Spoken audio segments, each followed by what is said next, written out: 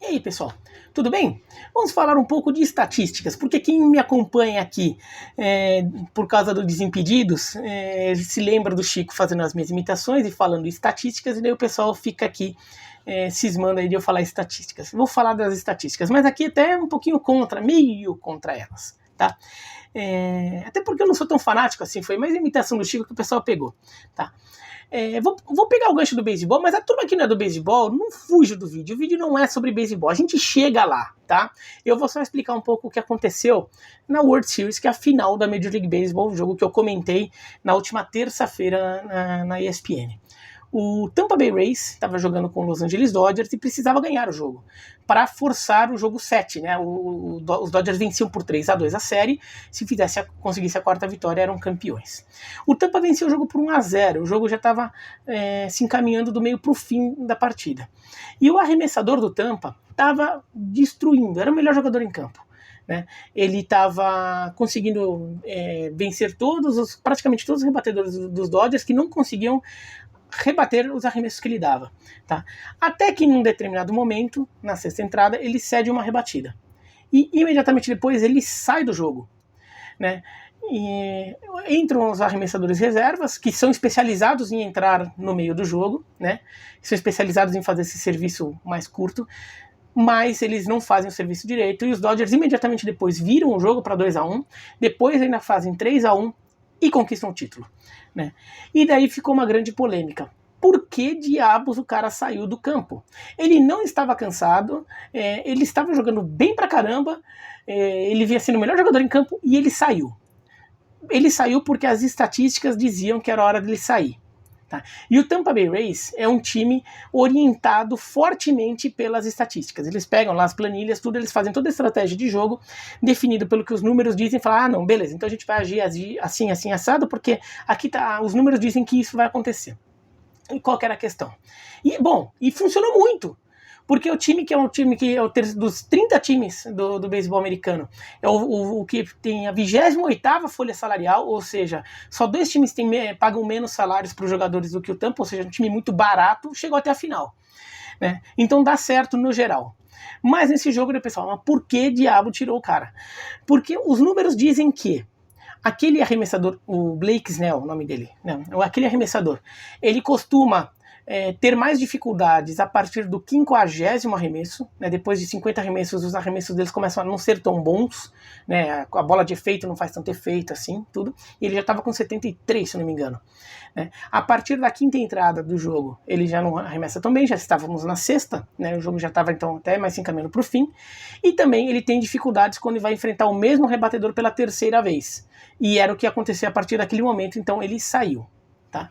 Então os números diziam, o cara costuma, esse é o momento do jogo que ele costuma jogar mal, então vamos tirar ele e vamos botar os outros.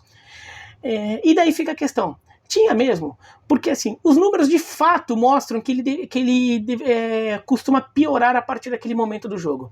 Mas os números mostram isso a partir da média, a média do desempenho dele. Você pega tudo que ele fez no ano, nos últimos anos ali, e mostra que tem um padrão. Normalmente acontece isso. Só que, na verdade, esse número que chega no final é o padrão, é a média, mas na verdade não significa que tenha acontecido rigorosamente igual em todos os jogos. Tem jogo que vai melhor, tem jogo que vai pior, né? E daí você tira a média ali. E aquele jogo, será que não era um jogo que um olhar humano e não numérico poderia falar, não, hoje ele não é o que ele faz na média, hoje é ele no auge, né? Hoje o cara tá jogando no auge dele, ele não tá jogando na média. Então se ele tá jogando no auge, é capaz de ele conseguir coisas além da média. Não seria o caso? Não é que é o caso? Muita gente está contestando isso no beisebol, mas isso vale também para qualquer esporte, porque as estatísticas estão ganhando muita força no esporte, e eu concordo com isso, eu gosto disso. Fiz um vídeo aqui falando sobre como o Liverpool tem sido um dos times que mais faz isso no futebol, e isso ajuda muito a explicar como o Liverpool se tornou esse timaço, sem gastar tanto dinheiro quanto o Manchester City, Manchester United, quanto o Real Madrid, como o Liverpool montou um timaço. Vou deixar esse vídeo aqui no canto no final, tá? E o Liverpool se inspirou muito em princípios que vieram do beisebol americano, tá? Porque o beisebol foi o primeiro esporte a adotar isso mais largamente, então muitos dos esportes que vieram adotar vieram a partir do beisebol americano, o Liverpool inclusive, claro, adaptando as situações do futebol, mas tendo esse princípio ali, como deu muito certo. Então eu concordo, mas é preciso nunca esquecer o fator humano. O técnico tá lá para ser um técnico, né? Para ter um olhar técnico da coisa, para ter um olhar humano, para de repente identificar quando é o momento de repente fazer algo diferente, ousar e não seguir o script. Porque o script mostra um desempenho médio ali, mas de repente um jogador pode estar pior ou melhor que o desempenho médio dele, e daí você tem que ter um olhar para identificar, hoje o cara tá mal. Normalmente até diz que normalmente na média ele joga de tal jeito, então pela média ele começou mal, mas ele tende a melhorar pela média. Mas assim, hoje eu tô vendo que ele não tá legal. Ou ver, hoje ele tá legal, hoje ele tá melhor que o normal. Nos outros jogos que fizeram com que ele ficasse com aquelas estatísticas negativas, ele começou a ter problemas tais que hoje eu não tô vendo esses problemas. É o caso dele ficar hoje, né? Por exemplo, ele tem problemas, o Blake Snell, arremessador do Tampa nesse jogo, ele tem problemas de que a partir do 50º arremesso as bolas de efeito dele não fazem tanto efeito. Nesse jogo elas estavam fazendo, elas continuavam fazendo. Então era um jogo que pelo menos nisso já estava melhor. Então será que não era o caso de manter? Isso é um debate que eu acho que é até amplo sobre as estatísticas, do uso de estatísticas no esporte, e como os técnicos têm que saber usar esses números, eles não têm que ignorar os números, eles têm que saber usar esses números, mas também saber botar a interpretação deles naquilo, como usar aquilo em cada momento. Aqueles números são informações, eles não são decisões, eles são informações fundamentais para entender o que está acontecendo. Agora, não pode ser a decisão total. Né? Acho que, por exemplo, por um caso de... Pensando no esporte americano, que tem uma temporada regular, que é a fase de classificação, né? Com vários jogos, tudo, e depois tem o mata-mata. O caso da fase de classificação, que se equivale, por exemplo, a um campeonato de pontos corridos no futebol, acho que se você fica seguindo aquilo à risca, a tendência é que valha muito a pena. Porque mesmo que em alguns casos, alguns jogos pontuais, aquilo dê errado, nos outros vai dar certo, e na média você vai dar mais certo do que errado, porque aquilo mostra que há um padrão de comportamento que na média, se você seguir você respeitar aquele padrão, o que aquele padrão apresenta, você tende a ter mais sucesso do que insucesso. Aquilo vai te mostrar que em longo prazo, na quantidade X de vezes em que aquilo se repetir, você pode até errar em algumas, pode ser que algumas deem errado para você, mas na média vai dar mais certo. Agora, um jogo de mata-mata, que era o caso desse jogo de playoff, né?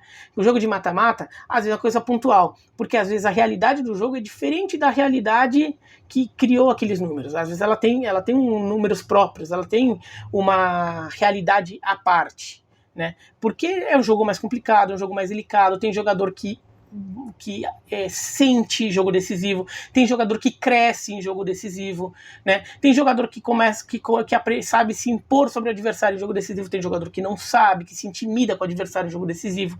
Então você tem que ter um pouquinho um olhar ali, um pouquinho diferente ali, saber interpretar esses números. Isso vale também até para quem é público e para quem é jornalista, mídia que trabalha com esporte, no caso futebol, por exemplo, e tem números diante de si para interpretar.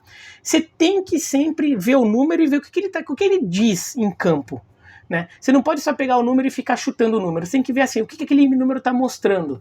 Primeiro ver se aquele número tem uma amostragem grande ali.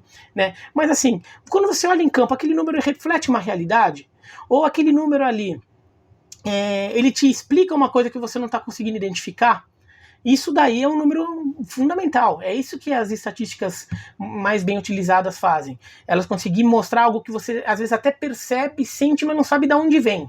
E de repente aquele número mostra alguma coisa. Agora, quando o que você vê em campo está se chocando muito com o que o número diz, talvez porque o que você vê em campo talvez não seja aquilo, ou porque talvez aquele número não se aplique totalmente naquele caso. E acho que foi isso que o Tampa falhou nesse jogo 6 da World Series, que acabou perdendo, tomando a virada para os Dodgers, que acabaram ficando com o título. Mas é isso, então, se você gostou do vídeo, escreve aqui embaixo o que vocês acham sobre isso, porque as estatísticas estão crescendo, elas vão continuar crescendo, vão continuar sendo usadas, tá bom? Não adianta reclamar, mas tem que ser bem utilizadas, tem que saber ler o que elas dizem e saber interpretar o que elas dizem, tá? Dá joinha se gostou, não dá joinha para baixo se não gostou, e se inscreve no canal e clica no sininho para receber notificação.